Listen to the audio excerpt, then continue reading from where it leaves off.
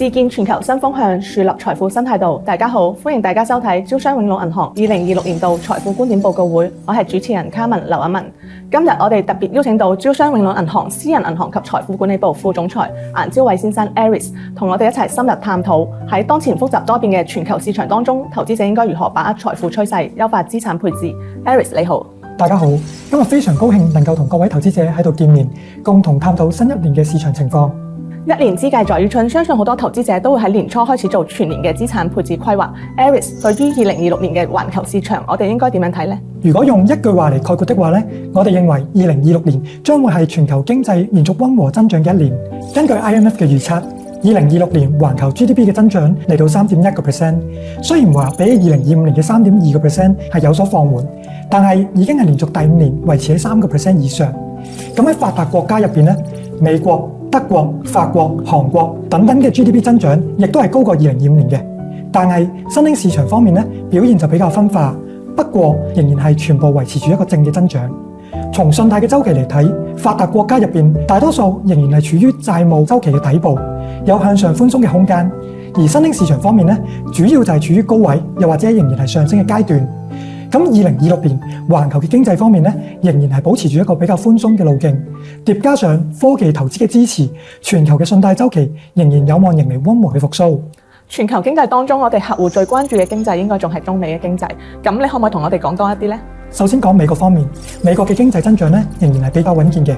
各大嘅宏觀經濟指標都指向住美國嘅經濟保持一定嘅韌性。咁未來2年呢，市場目前預計美國 GDP 嘅增長仍然係會維持住2% 左右比較健康嘅水平，而通脹方面呢，亦都會逐步受控，慢慢嚟到2% 左右一個比較中性嘅水平。而失業率方面亦都係預期維持喺4% 出頭。咁寬鬆嘅貨幣政策方面仍然係會繼續嘅，利率將會緩步下行，而各大嘅經濟指標呢，總體嚟講都係比較健康嘅。咁但係相對而言呢，市場對於就業方面呢，可能係有所擔憂嘅。咁當前嚟講，美國嘅就業市場呢，係維持住供應同需求兩方面比較弱嘅平衡方面。咁而失業率呢，目前係達到4.6% 嘅高位。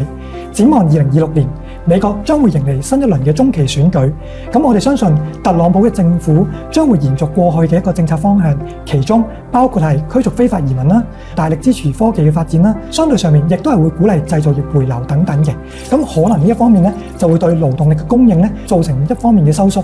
咁我哋可以見到啦，其實2025年驅逐非法移民呢，係令到美國嘅勞動市場少咗50萬人左右。咁而去到2026年呢，就可能更加之高，預計有機會去到100萬人添。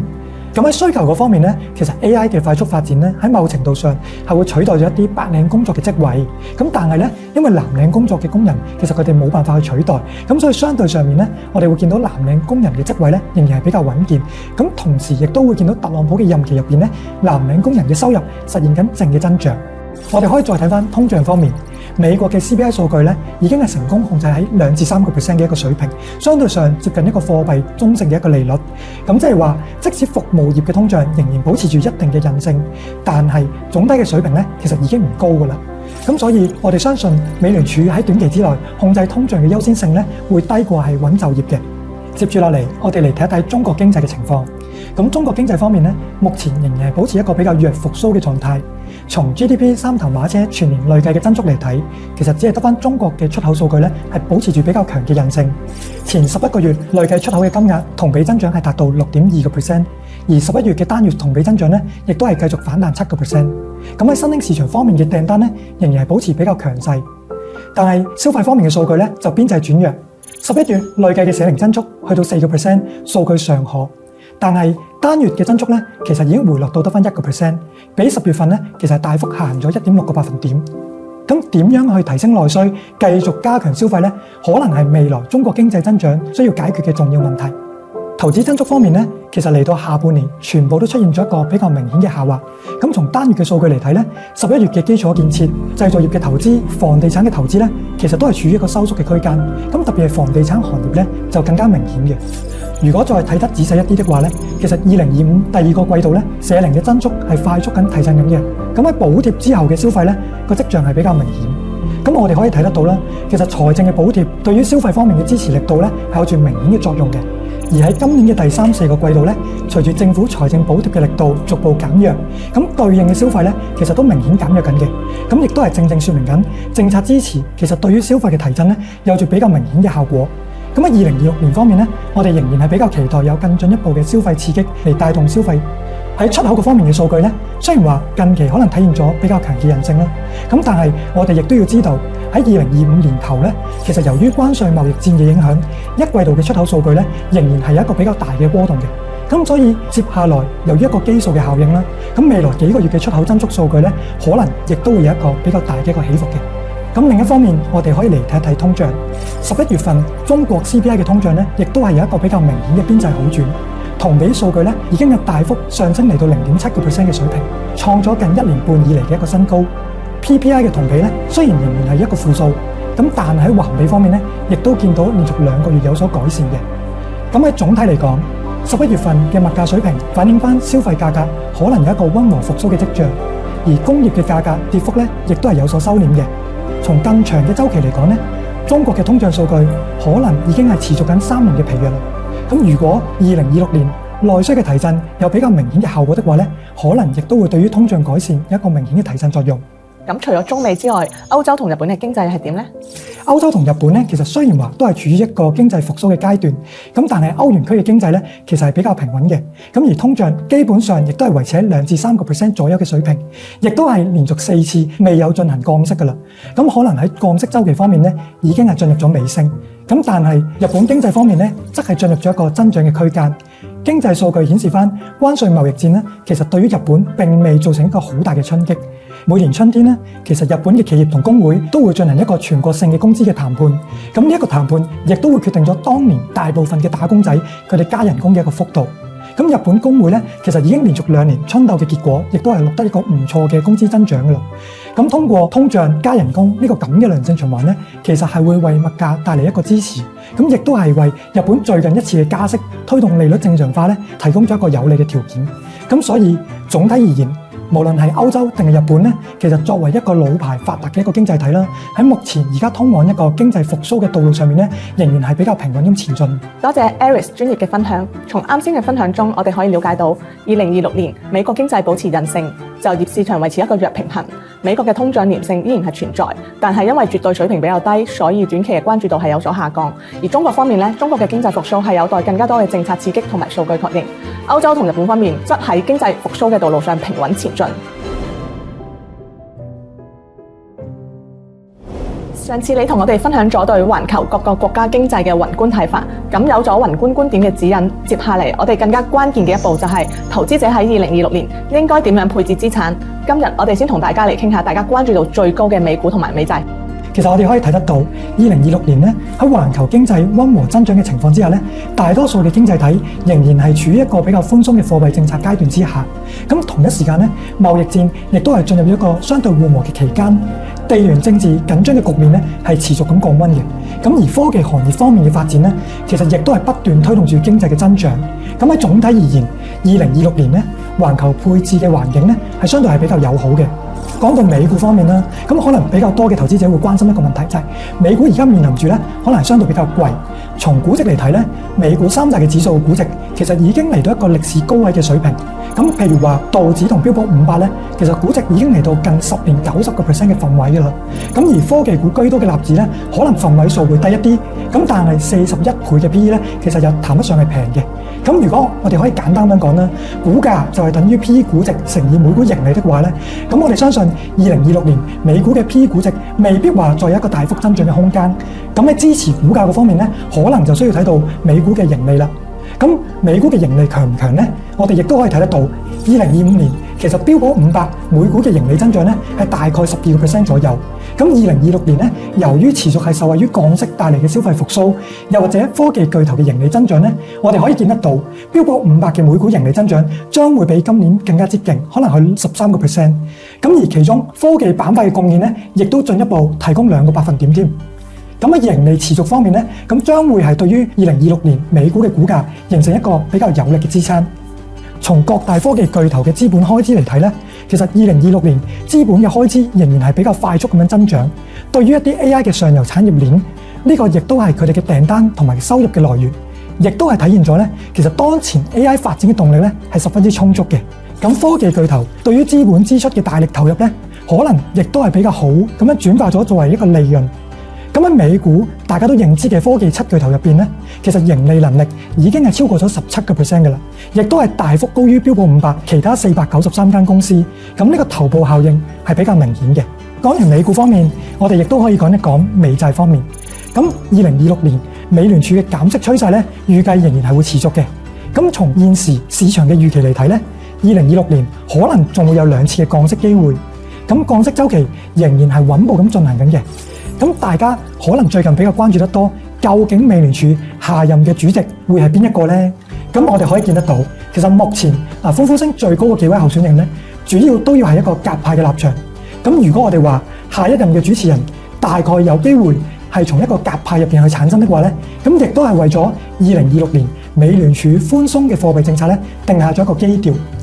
講起債券方面咧，其實可能好多投資者都有一個誤會，就係話債券就係一個低風險嘅產品，咁買債券咧相當於就做咗一個風險嘅管理。咁但係實際上買債券係咪就係代表保守穩健嘅配置呢？其實亦都唔一定嘅。咁比如話，假設有個投資者佢係買咗啲長年期嘅債券，壓住未來嘅利率持續會下行，咁可能呢個投資者佢會發現個過往2年債券嘅價格波動甚至會高於一啲股票添。咁喺過去1年嘅美債利率曲線嚟睇咧，其實已經好好說明咗呢一個例子啦。咁我哋發現，其實同之前1年去對比的話咧，美債短期嘅利率咧係比較正常嘅，的而且確係跟住美聯儲嘅降息趨勢而持續下行。但係長期利率方面咧，可能同大家想象中唔一樣啦。調翻轉係跟住降息而上行嘅。咁即係話，如果過去1年我哋壓住長年期嘅美債會隨住降息，可能就會有一個明顯價格反彈的話咧，咁投資者注定就會大失所望。點解會出現一個咁嘅情況呢？其實好簡單嘅啫，買債券嘅價格咧並唔係單單從利率嘅變動就可以決定。咁喺特朗普上台之後咧，其實就喺2025年推出咗一個叫做大而美嘅法案。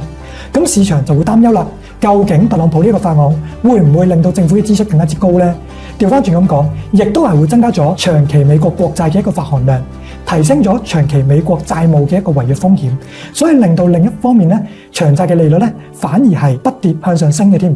結果就係話啦，喺過去1年嘅降息週期入邊咧，投資中短年期嘅債券，特別係可能係5至7年期嘅債券咧，確認性或者性價比咧就反而係更加之高。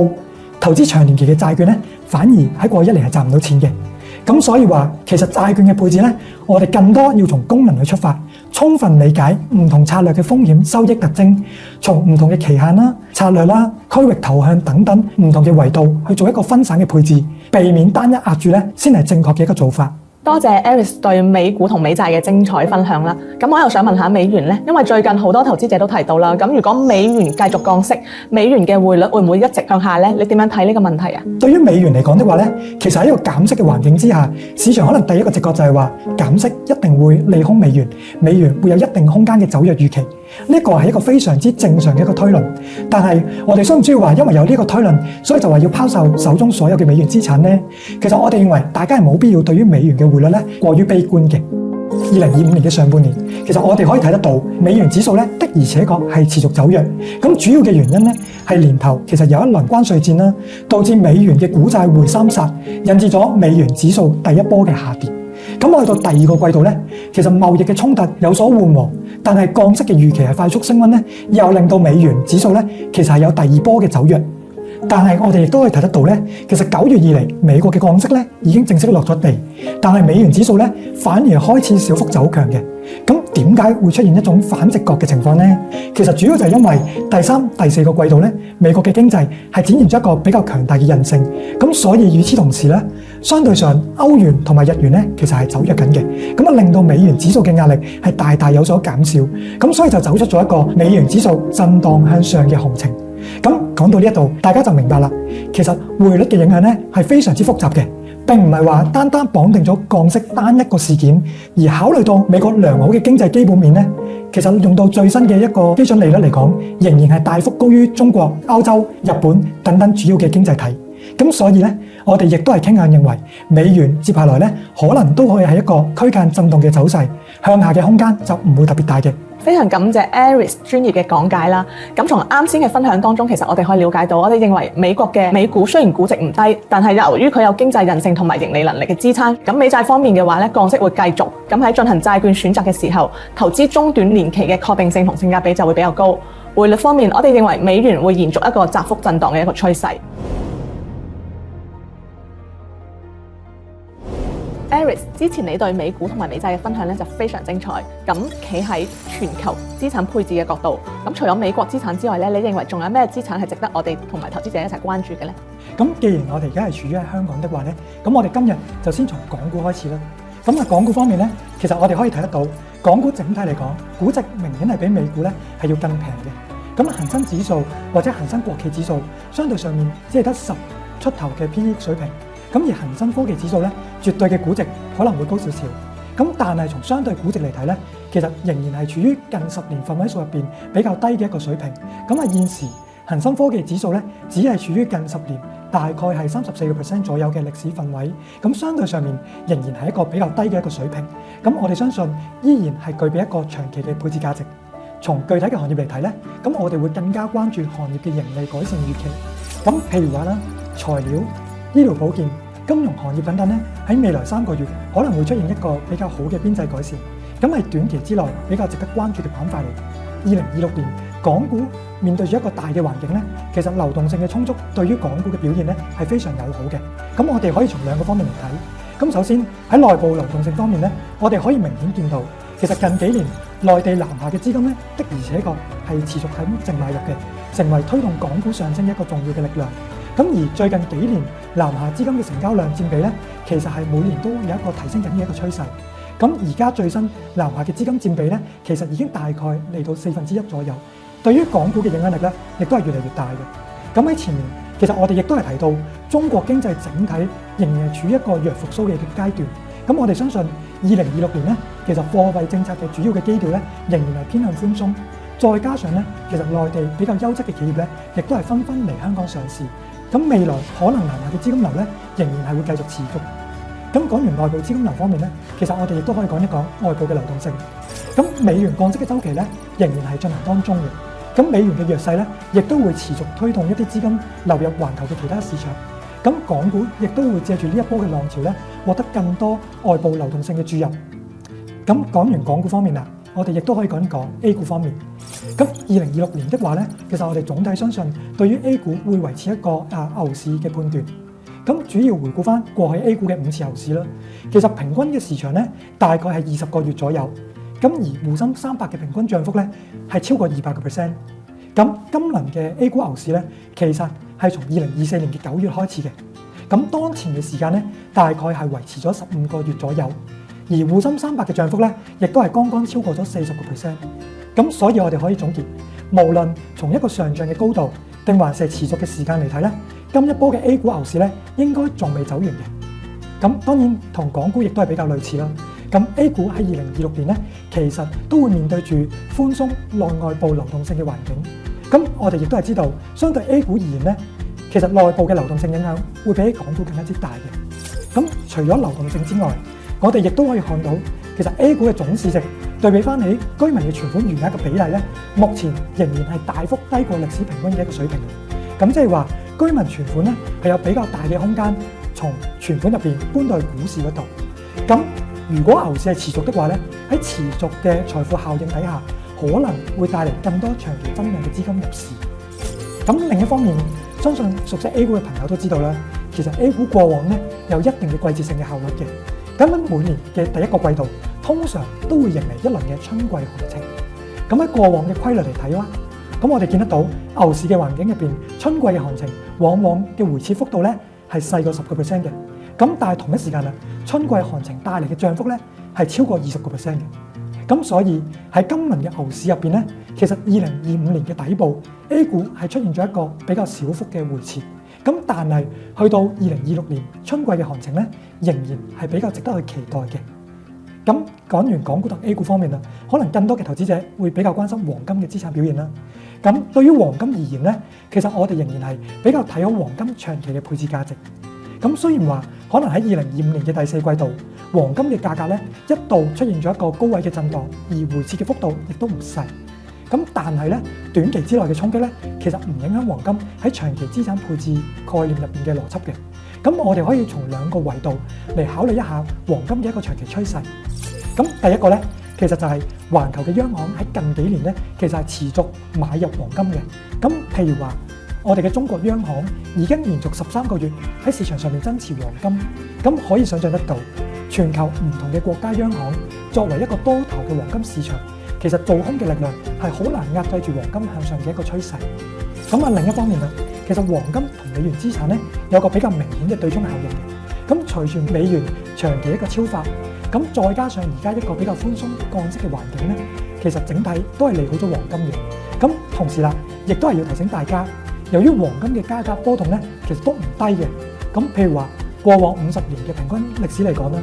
年化嘅波動率咧可能甚至大過標普500添嘅。所以咧，我哋係會更建議大家可能係要通過定投嘅方式，或者係配置5至10% 比較少嘅倉位，作為一個對沖，並唔好過度去壓住黃金短期一個波動，避免違背咗我哋長期配置黃金嘅初衷。咁喺外匯方面咧，我哋今日就主要嚟講一講人民幣。我哋認為人民幣將會喺2026年迎嚟一波比較溫和走強嘅小趨勢。其實前面都提到啦，目前出口可能係中國經濟拉動嘅一個重要嘅動力。可以睇到今年以嚟咧，其實中國已經累積咗1340億美金嘅順差。咁如果話外匯嘅企業可能有一啲結匯嘅需求咧，亦都會喺短期之內繼續推動人民幣走強。咁但係大家亦都要知道啦，考慮到出口對於中國經濟嘅重要性咧，其實央行對於匯率方面可能仍然係一個以穩為主嘅態度，唔會傾向人民幣過快升值，避免傷害出口。咁所以大家唔需要對於匯率問題有過多嘅擔憂。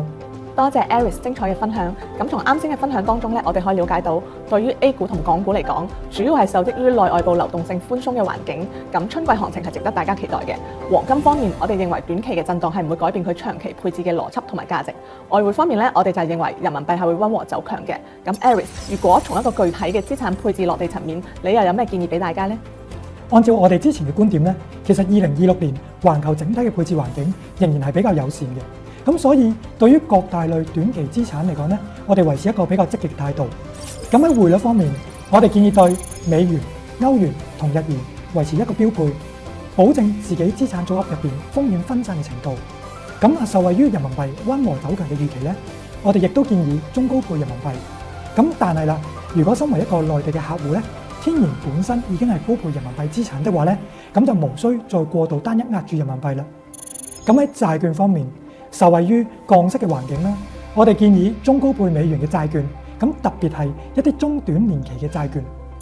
而權益類方面咧，其實低估值嘅優勢疊加埋內外部流動性寬鬆嘅一個政策，咁我哋建議對於香港嘅科技股咧係一個中高配嘅。咁而對於美股、A 股同黃金方面咧，我哋建議維持一個標配。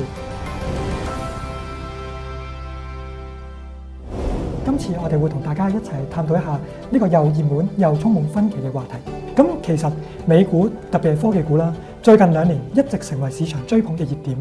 喺 AI 宏大嘅故事之下咧，其實一大批嘅科技企業佢哋嘅股票價格上漲速度係非常之快嘅。咁最有代表性包括係英偉達啦。咁其實過往3年嘅時間，股價升咗係差唔多10幾倍。咁股價嘅飛升咧，其實難免引起咗大家對於泡沫嘅擔憂嘅。咁你仲記唔記得我之前曾經講過美股當前其實係有咩問題呢？我記得你曾經分享過咧，就係美股已經係相對比較貴㗎啦。係啊，冇錯。咁其實美股目前嚟講咧，估值的而且確係唔平嘅。咁我哋之前亦都係提到啦，美股雖然係比較貴，但佢貴得有佢嘅道理。咁科技股方面咧，其實佢嘅盈利能力係支撐咗佢嘅股價嘅。咁另一方面，而科技巨頭嘅盈利能力咧，亦都係持續領先其他行業嘅企業。咁科技巨頭目前咧，仍然係處於一個軍備競賽式，各自加大資本嘅投入，體現到咧其實 AI 發展嘅動力同埋科技企業發展 AI 嘅一個決心。咁究竟點解大家咁關心科技股嘅盈利同埋資本投入呢？咁因為資本市場咧其實係非常之現實嘅。咁 AI 嘅題材咧，經歷咗過去2年幾嘅發酵，已經係過咗單純講一個故事就可以吸引到資本市場認可嘅一個階段。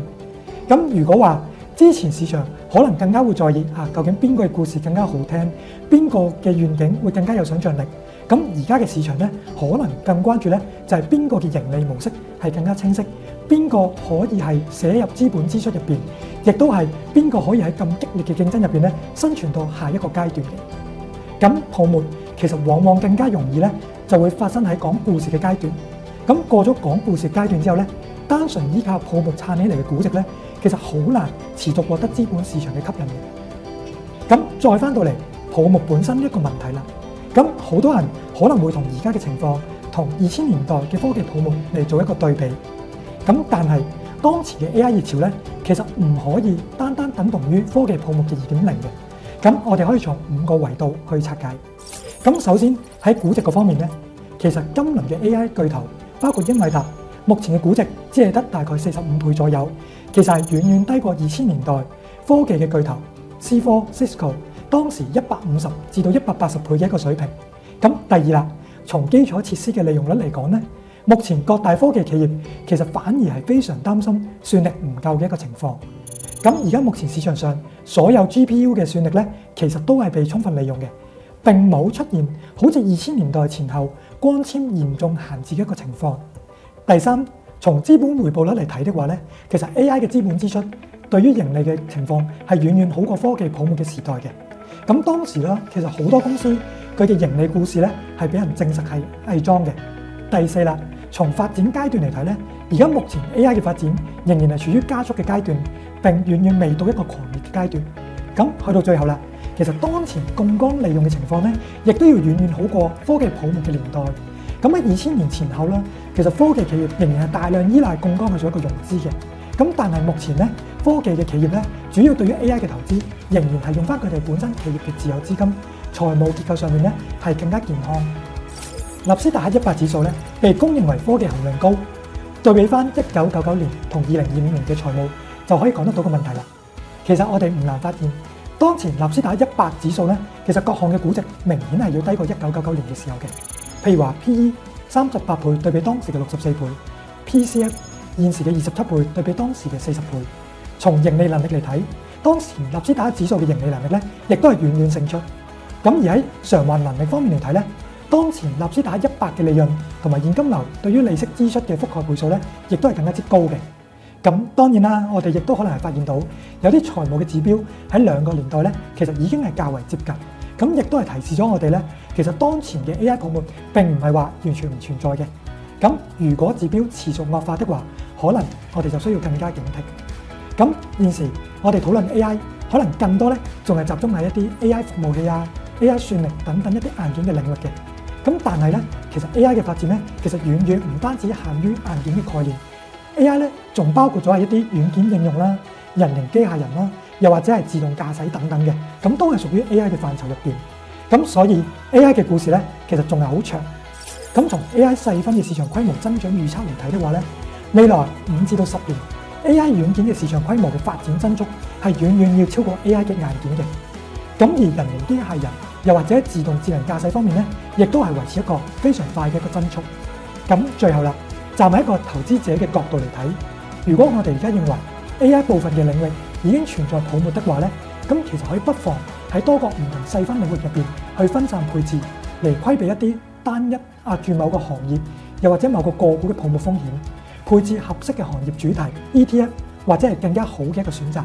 好嘅，非常感謝 Aris 嘅精彩分享啦。咁聽完你嘅分享咧，我對 AI 泡沫嘅擔憂都係鬆咗口氣嘅。咁我總結下啦，就係當前嘅 AI 概念雖然出現咗泡沫嘅早期特徵，但係仲未達到2000年科網股泡沫嘅嗰個狂熱階段。咁從財務數據嚟睇啦，當前科技股嘅基本面其實係更加健康嘅。咁所以 AI 依然係具備一個長期嘅配置價值，而且 AI 概念領域係非常廣泛。擔憂泡沫嘅朋友其實係可以喺唔同嘅細分市場進行一個分散配置，咁樣增強風險抵禦嘅能力。Aris 啊，咁呢2年咧，我哋發覺投資者喺進行環球資產配置嘅時候咧，越嚟越多客戶係關注到東南亞呢一片充滿活力嘅土地。呢度係全球增長最快嘅新興市場，有年輕同埋龐大嘅人口基數啦，咁都係數字經濟同埋產業轉移嘅熱土。咁今日你可唔可以同我哋傾一下東南亞市場嘅投資機會呢？喺前面幾期節目入邊咧，我哋已經討論過2026年會面臨住美國降息大環境。咁其實喺美元相對係會冇咁強勢嘅，咁呢一種嘅環境咧，對於新興市場係非常之有利嘅。咁喺東南亞國家咧，其實就算係新興市場入邊比較典型嘅一個代表。就正如你頭先所講啦，呢一個係充滿一片活力嘅土地。而根據彭博預測，2026年環球經濟嘅增速咧，其實全球維持住大概3% 左右溫和增長嘅水平。好多嘅發達國家咧，預期增速可能都只係得1至2% 左右嘅水平。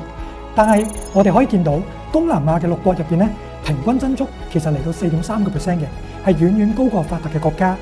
其中包括印尼、馬來西亞、菲律賓同越南等等啦。其實增長嘅情況咧都係非常之樂觀嘅。咁剛才你提到一個描述比較獨特啦，其實東南亞係產業轉移嘅一個熱門地方，而產業轉移咧通常往往伴隨住咧就係外國投資嘅增加。從 FDI 外國直接投資嘅數據嚟睇咧，2021年至2024年連續4年保持住發展中國家最大外資流入地嘅領先位置。而2024年東盟外資吸引力亦都展現出非凡嘅韌性。喺全球 FDI 同比下滑11%，連續第2年負增長嘅背景之下咧，其實東盟嘅 FDI 逆市增長8.5%，總規模達到2260億美金，亦都係成為咗全球排名第1外資直接投資嘅目的地。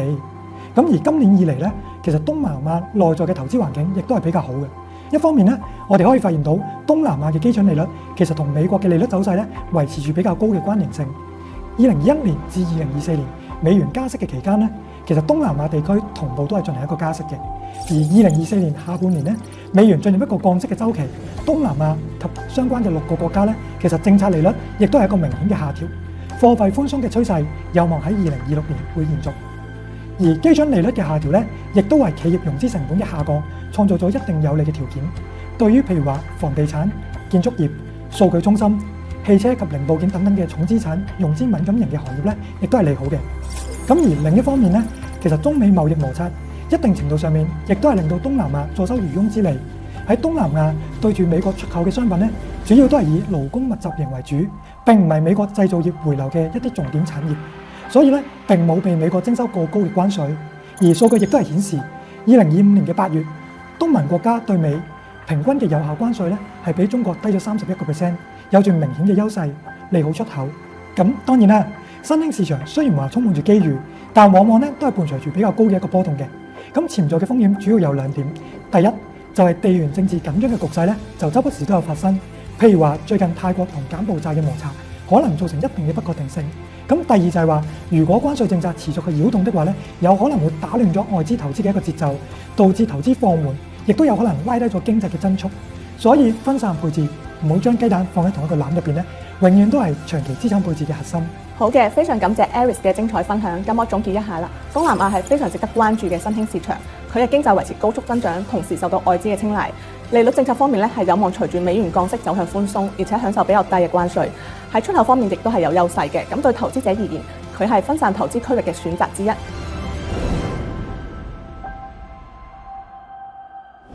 咁最近幾年咧，香港嘅財富管理行業發展得如火如荼。我哋見到好多內地背景嘅投資者都係紛紛嚟到香港，開始嘗試一個環球配置。咁我想幫我哋嘅投資者問一下，喺香港做環球配置嘅話，到底係有咩優勢呢？正如你所講啦，其實呢2年咧，越嚟越多嘅投資者咧，都會選擇更加關注環球資產配置嘅。咁而我哋招商永隆銀行咧嘅投資者喺呢2年亦都係快速咁增加。對於絕大多數嘅投資者而言，我認為香港一定係跨境資產配置嘅首選。咁點解會咁樣講呢？咁首先，我哋可以嚟睇一睇香港嘅行業地位。香港其實目前已經係亞洲第1嘅金融中心，環球第3，僅次於倫敦同埋紐約，差距亦都係非常之少嘅。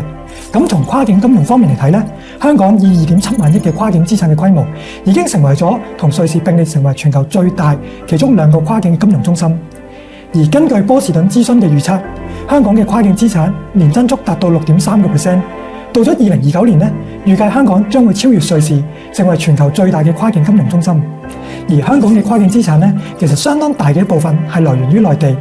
而根據對於中國高資產淨值人士嘅調研結果顯示，對於內地背景嘅投資者而言咧，香港毫無疑問係跨境配置嘅首選地。52% 嘅內地高淨值投資者會選擇喺香港做跨境嘅配置。